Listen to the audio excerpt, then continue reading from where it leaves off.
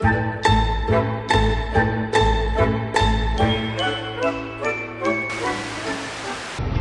correspondent Maria Lupidu and myself, Natasha Sachs, here to tell you about the news of the world. Tonight's debate will 3, 4, 5, 6.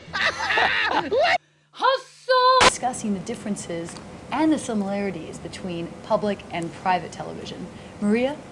Natasha, I think that it's clear that the public television devotes more attention to public affairs and international news and fosters greater knowledge in these areas than the market model.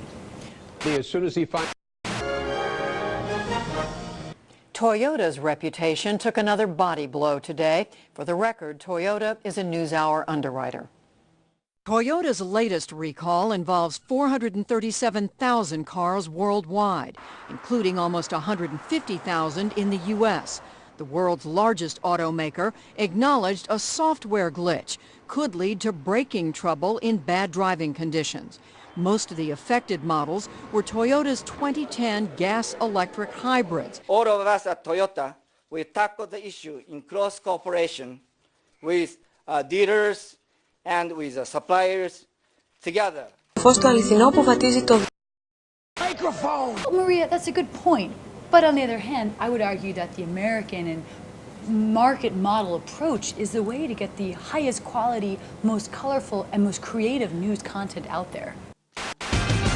Also, Toyota's reputation taking a beating over the recent accelerator debacle, sticky gas pedals causing some cars to speed out of control. But it turns out it may not be a mechanical problem at all. What it could be and how to stay safe if it happens in your car. 3 minutes away. We're going 120 Mission Gorge. We're in trouble. We can't. Well, there's no brakes. We're approaching intersection. Oh. Hello? Just awful.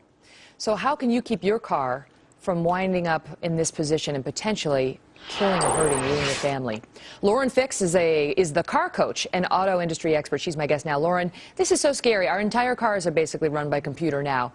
And so whether you have a Toyota or any other brand, you got a car that relies on a computer. And the question is, if this potentially happens to you, what do you do? If your car suddenly accelerates beyond your control, what are you supposed to do? Well, you have to kind of do what you can. In this case, first thing I would do, naturally I'm a race car driver, so my reaction would be to put it in neutral. But don't you think that the media are a system of education? That the media is responsible for what they are showing? We would say that we would let market forces take care of that responsibility. Which way? We're now advocating in the wake of this Toyota problem a panic button or a so-called kill switch in your car that you could hit in case of emergency and it would just shut things down. Are you a fan of that? Mm-hmm.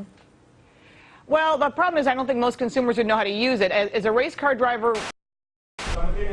Listen, you know, I have here this article from James Curran who says about media system, public knowledge and democracy, who says that the American people are the less informed and less educated people, that they don't have a sense of what happens to the rest of the world and that they love the soft news. Isn't it true? Basically, what I'm trying to say, Maria, is that in a private-dominated broadcasting system, we don't really have the responsibility to the viewers. That responsibility lies with them. They have to choose between the options. What we're striving to do is offer the most entertaining and creative view of the news. Because but this is not what exactly we call in Greece democracy. I mean that the people have not the variety, the plurality of choices. Μέσα στο έτος που διανύουμε το 2010 και να αρχίσει να εφαρμόζεται. Κυρία Ξενογιαννακοπούλου και να ακούσουμε και την άποψη των καθηγητών.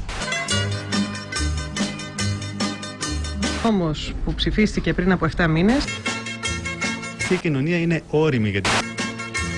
If there was a scarcity in the market for more informed news, that people would have, as individual actors, have the freedom to search through the internet, search through other news stations like other news stations of their choosing, maybe a local news, to be more informed actors. It might be through the OC or The Simpsons that people will get their most, up-to-date, current, and valuable news insights.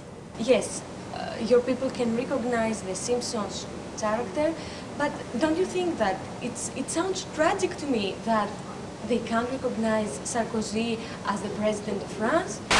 Je vous félicite, madame.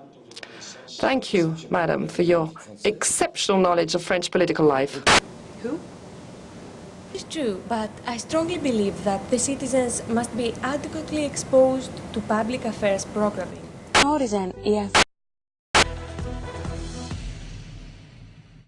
Government forces in Iran lashed out at protesters today as the country marked 31 years since the Islamic Revolution. This is the official government-approved version of what happened in Iran today. Thousands of happy, obedient citizens listening to their president brag about enriching uranium. Iran, proclaimed Mahmoud Ahmadinejad, is now capable of enriching its uranium to much higher purity than before, 80% purity or weapons grade. This, meanwhile, is the unofficial government-disapproved version. Let's face it, if you're just someone out there watching the news, you have to make it entertaining, otherwise no one's going to watch it. You know, these other public broadcasting systems, they may be very fair and balanced and, offer service to people and information, but no one's going to watch it, so what's the point at the end? You have to make it entertaining. I'm April Torres. And I'm Roxanne West. Let's get started.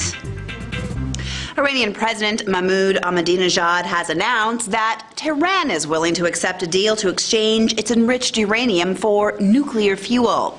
However, suspicions remain that the sudden change of heart could really be a stalling tactic to avoid impending sanctions. A top nuclear official in Iran announced that the country has begun the process of enriching uranium to weapons grade. Iran's enriching of uranium beyond the 3 to 5% required for the generation of nuclear power has been met with strong disapproval from Western powers. I mean that we have to be more concentrated on what we want to give to the people. There is a responsibility of the journalist. So it seems that BBC is the gold standard because it wants to inform and educate and do all these things in a commercial way. I'm sorry about that.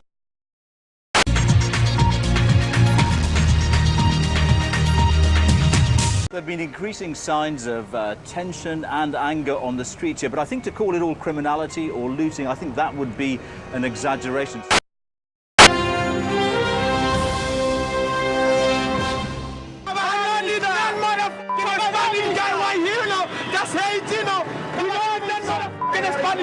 What he says is hard to understand. It almost doesn't matter. These people aren't even vainly hoping for food. They're fighting over cardboard boxes to use as shelter. I was your boss once. Yeah, you were. We can inform them, the public, but most importantly, in other words, it appears as if we've had some interference. What's that? I'm not too sure. We'll have to get back to you after our commercial break. I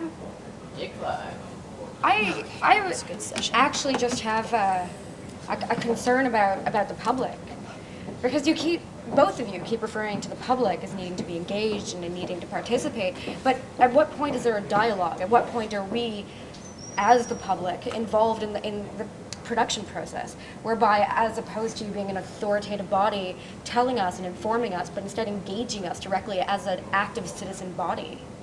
No? I mean, if you believe in the public, shouldn't you be behaving more publicly? And we're back.